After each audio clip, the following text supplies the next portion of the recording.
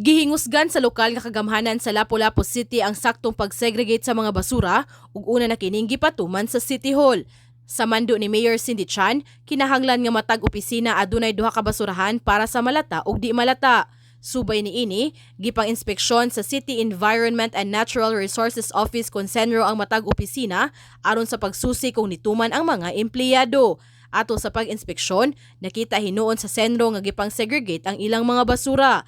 Gipahimangnuan ni Mayor Chan ang mga empleyado sa pag-segregate sa ilang basura aron nga di sila maisyuhan og citation ticket subay sa City Ordinance number 484-97. In the heart of changing lives, kini si Brigada Crystal Joy Felerca alang sa 90.7 Brigada News FM Cebu, the Music and News Authority.